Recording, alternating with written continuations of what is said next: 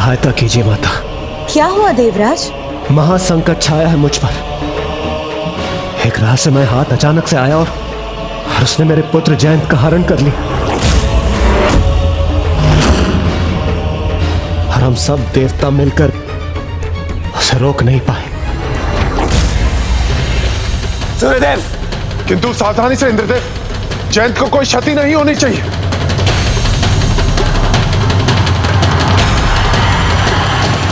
आक्रमण!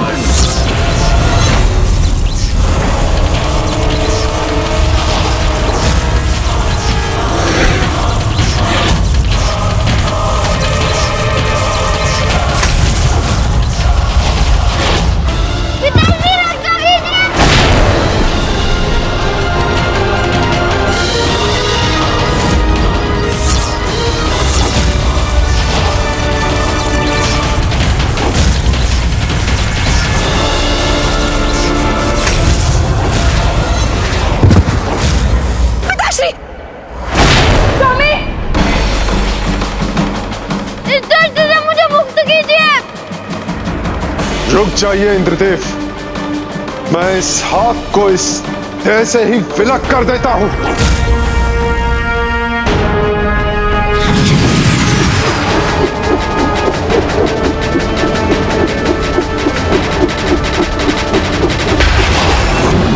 जयंत!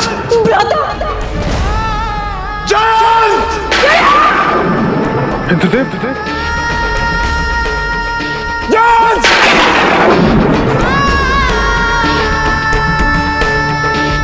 कौन है वो दुष्ट जो मेरे पुत्र को मुझसे छीन कर ले गया? कहां ढूंढूंगा मैं अपने पुत्र को? कहां ढूंढूंगा मैं उसे?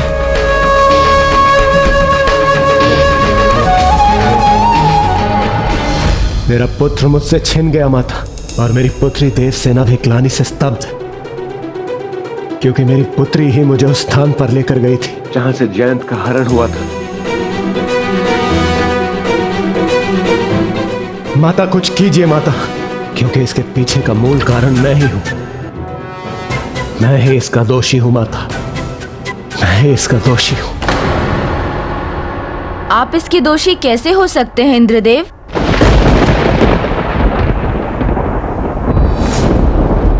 प्रजापति दक्ष के यज्ञ में भाग लेना मेरी बहुत बड़ी भूल थी प्रभु, जिसका दंड आपको अवश्य मिलना चाहिए।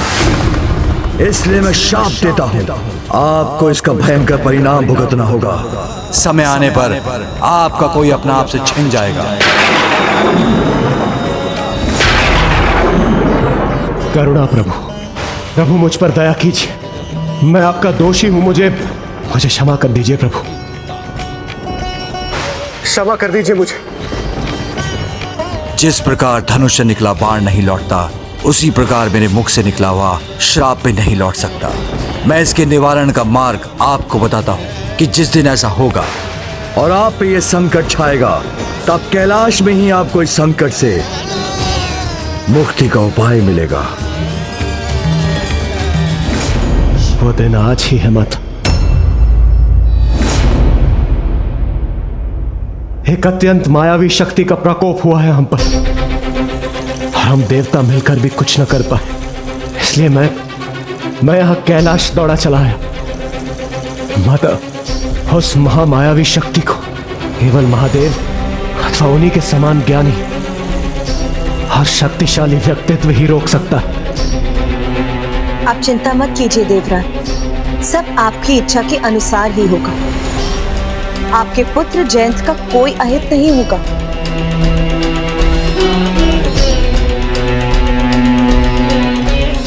मैं देवराज इंद्र यह घोषणा करता हूं, जो भी महापराक्रमी योद्धा मेरे पुत्र को मेरे पास वापस लाएगा, मैं उसे अपनी पुत्री देवसेना के योग्य समझकर अपनी पुत्री का विवाह उससे करवाऊंगा।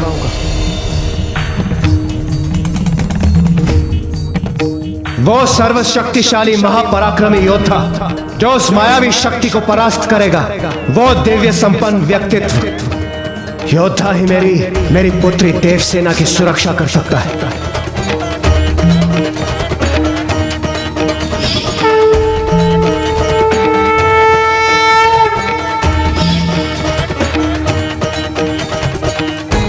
तुमने उचित कहा था पुत्र।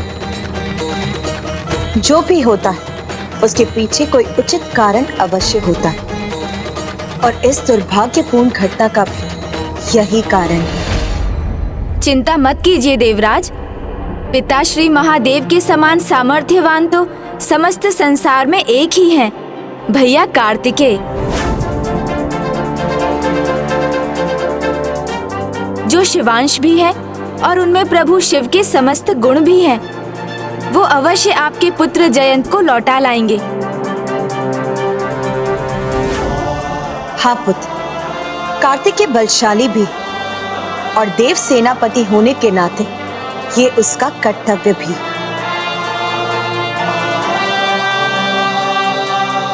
यदि देव सेनापति कुमार कार्तिकेय मेरे पुत्र को वापस ला सके तो मुझे अपनी पुत्री देवसेना का हाथ उनके हाथ में देने में अत्यंत हर्ष होगा।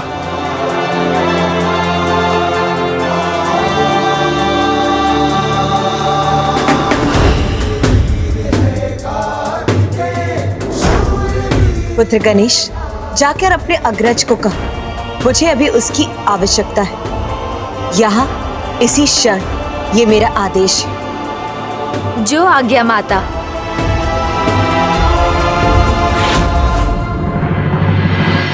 गणेश, तुम इतनी शीघ्र ही लौटे? कहीं तुम्हें पुनः किसी ने कुछ समझा बुझा कर तो नहीं भेज दिया है? भैया वो माता ने। मैंने कहा ना, मैं विवाह नहीं करूंगा तो नहीं करूंगा। नहीं भैया, मैं तो बस। मुझे ज्ञात है अनुज, तुम मुझे पूरी बात ना बताकर अपने शब्दों के जाल में फंसाकर यहाँ से ले जाने आए हो, है ना? इन्हें कैसे ज्ञात हुआ कि मैं इन्हें यहाँ से ले जाने आया हूँ? यदि तुम चतुर हो तो मैं भी तुम्हारा भ्राता हूँ, वो भी ज्येष्ठ। तो मेरा एक निर्णय और सुन लो अनुज, ना विवाह और ना ही कुछ और। मैं मात्र अपने कर्तव्य पर स्थिर रहना चाहता हूँ। हाँ, उचित कहा देव सेनापति। आपके कर्तव्य के लिए ही तो आपको कैलाश जाना है। कैलाश? ऐसा कौन सा कर्तव्य है अनुज जो मैं कैलाश जाकर ही पूर्ण कर पाऊंगा? कहीं तुम पुनः मुझे अपने शब्दों के जाल में तो नहीं उलझा रहे हो? आप जानते हैं, आपकी भांति मैं भी कभी असत्य नहीं बोलता। देवराज इंद्र पर संकट छाया है। किंतु ऐसा कौन सा संकट है अनुज जो स्वयं विघ्नहर्ता गणेश नहीं हर सकते? आपको क्यों आना है ये तो आपको वही ज्ञात होगा।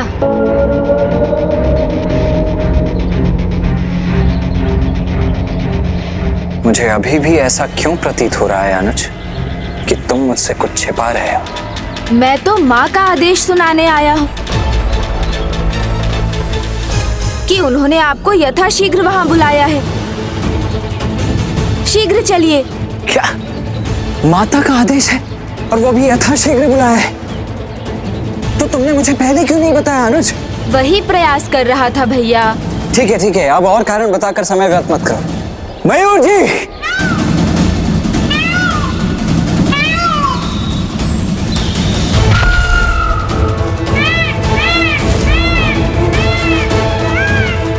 माता के आदेश का अर्थ है जो भी है अत्यंत महत्वपूर्ण है। आपका विवाह उस महत्वपूर्ण कार्य का भाग है भैया। माँ का आदेश सचमुच महत्वपूर्ण है भैया। आप शीघ्र चल रहे हैं ना? मयूर जी,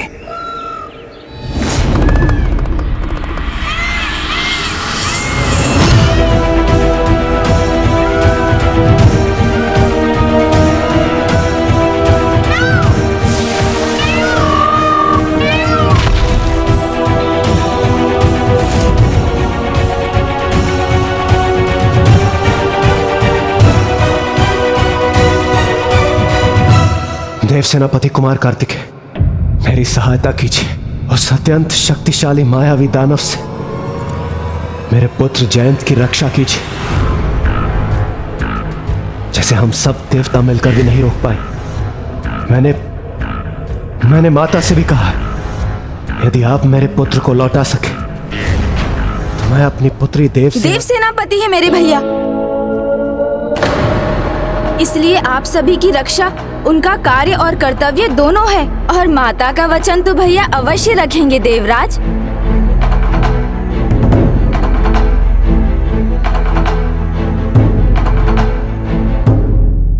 पुत्र कार्तिकेय, मैंने देवराज इंद्र को वचन दिया है।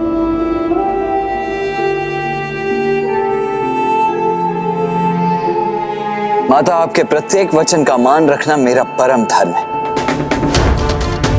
आपके मुख से जो भी शब्द निकले वो मेरे लिए स्वर्ण अक्षरों के समान और ये आप भी जानती कि मैं उसे कदापि भंग होने नहीं दूंगा।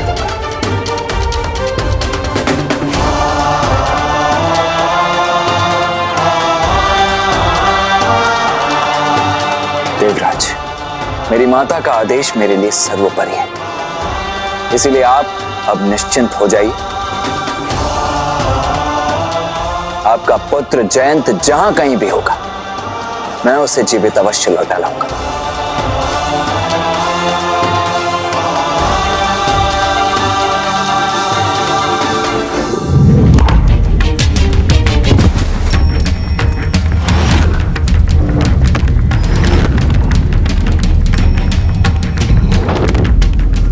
चिंता करोगे तो अपनी ही चिता तैयार करोगे, क्योंकि तुम्हें यहाँ असुर सम्राट से बचाने कोई नहीं आ सकता।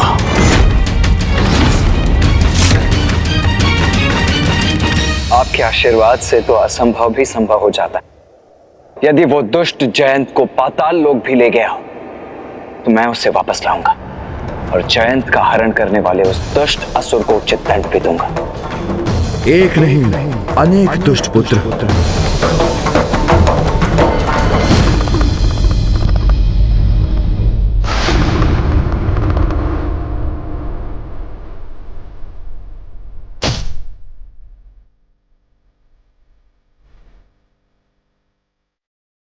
संपूर्ण वंश है ये, और इनके पापों का घड़ा भर चुका है।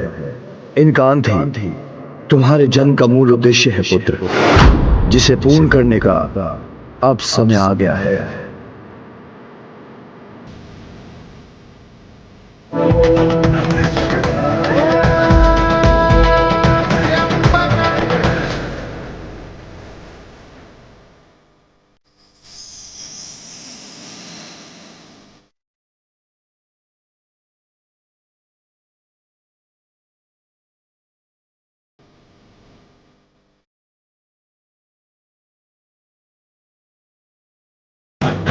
संपूर्ण वंश? कौन है ये? मैंने तो कभी नहीं सुना। कृपया विस्तार से बताइए पिताश्री। उचित है तो सुनो। इनके वंश की बेल असुर सम्राट असुरेंद्र और उसकी पत्नी मंगलाकेशी की पुत्री से आरंभ होती है, जिसका नाम है सुरासई। सुरासई को अपने माता पिता से बहुत प्रेम था, साथ ही वो अपार आसुरी शक्तियों की स्वामिनी भी थी और उसे माया का ज्ञान भी था। एक दिन अचानक उसकी माता और उसे सूचना मिली कि उसके पिता असुरेंद्र देवासुर संग्राम में देवताओं से पराजित हो युद्ध भूमि में अंतिम श्वास ले रहे हैं।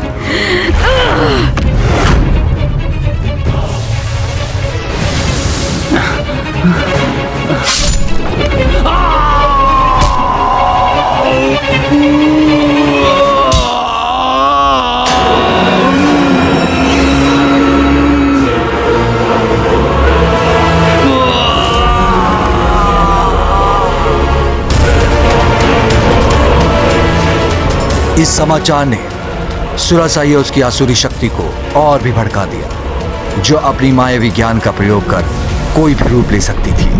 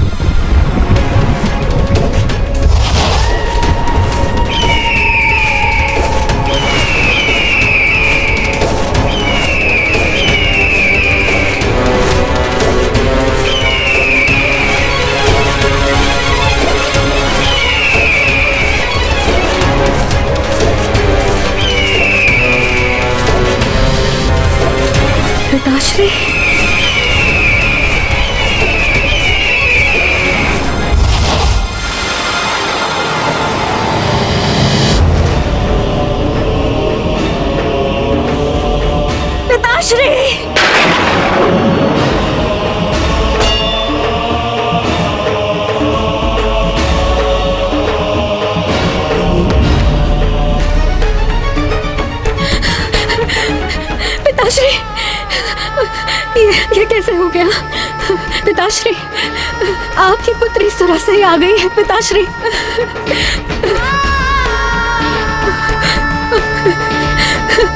पिताश्री, पिताश्री, नेत्र खोलिए। देखिए, आपकी शक्तिशाली पुत्री आ गई है। अब चिंता की कोई बात नहीं है, सब कुशल मंगल होगा। पिताश्री, एक बार अपने नेत्र खोलिए और मेरी ओर देखिए। पिताश्री, जिसने भी ये किया है उसे आपकी पुत्री की शक्तियों का भान ही नहीं है। उसे इसका दंड अवश्य मिलेगा। पिताश्री, आप बस एक बार बताइए, किसने किया ये दुस्साहस? पिताश्री,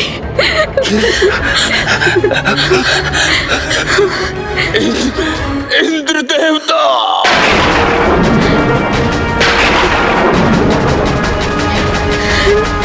पिताश्री,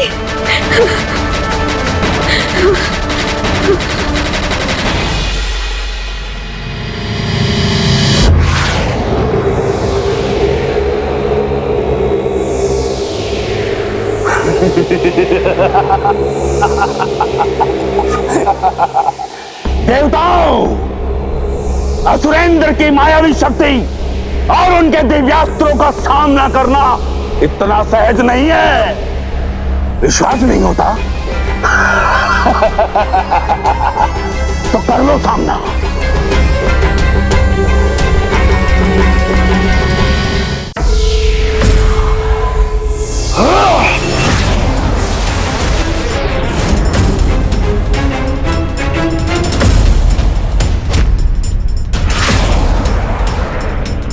असुरेंद्र, विश्वास तो तुम्हें नहीं हो रहा हम पर। हमने तुम्हारी सारी सेना का अंत कर दिया है। अति शीघ्र तुम्हारा अंत करने वाले हैं हम।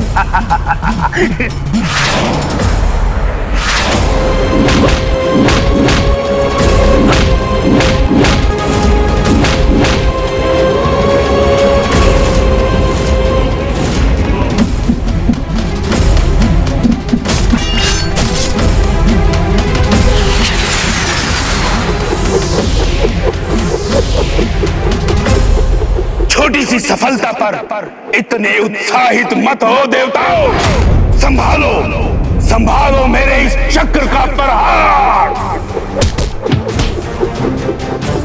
सामना हम नहीं, अब तुम करोगे। तुम, वो भी अपने अंत का। तैयार हो जाओ। अब तुम्हारे प्राण पखेरु का उड़ना तो निश्चित ही है। तुम्हारा समय आ गया, तैयार हो जाओ असुर सम्राट, मृत्यु के पाश में बनने के लिए।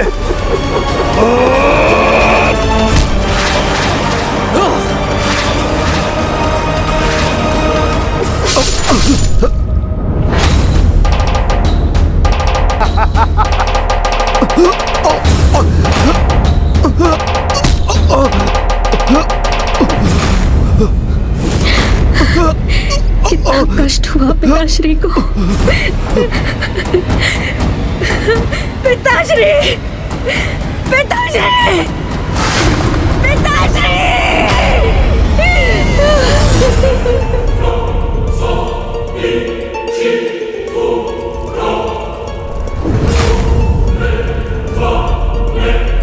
देवताओं, 8 शिलों से मेरे पिता का अंत किया है ना तुम सबने। उचित है, तुम सबको भी मैं 8 का ही पाठ पढ़ाऊंगी। मैं असुरेंद्र पुत्री सुरासई ये प्रण लेती हूँ, एक स्त्री होते हुए भी 108 वर्षों तक दंडित करूंगी मैं। बहुत पुरुषार्थ दिखाया है ना तुम देवताओं ने, तो अब एक स्त्री की शक्ति का बल देखना। एक सहस्त्र 8 ब्रह्मांडों को रिक्त कर दूंगी तुम देवताओं से। एक सहस्त्र 8 ब्रह्मांडों को रिक्त कर दूंगी तुम देवताओं से।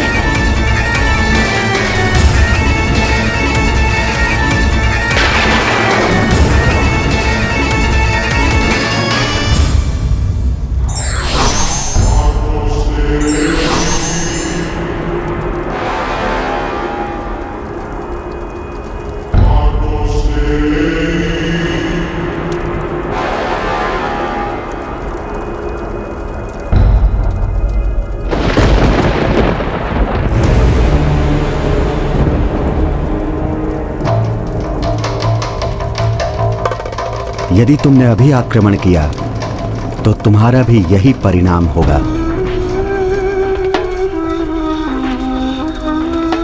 सुरासई, अब उचित समय आ गया है तुम्हारी माया के ज्ञान के प्रयोग का।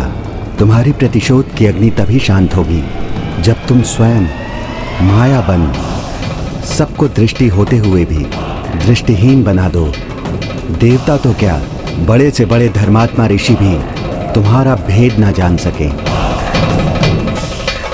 तब तुम्हारे पुत्र एक ऐसे असुर वंश की स्थापना करेंगे जो देवताओं को भी अपने अधीन करने की क्षमता रखेंगे। तो बताओ, क्या तुम बन पाओगी ऐसी माया?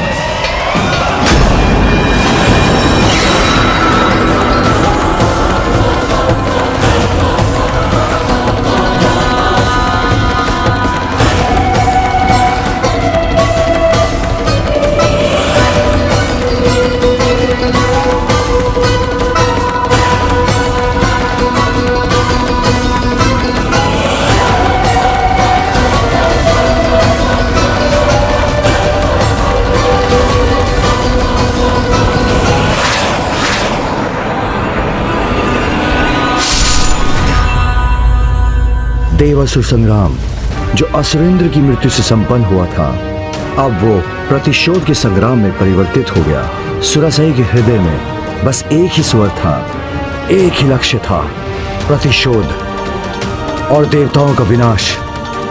पिता की चिता ने उसके क्रोध की ज्वाला को और भड़का दिया था। अपने पिता का प्रतिशोध लेने के लिए सब कुछ करेगी माया। सुरासई, सुरासई,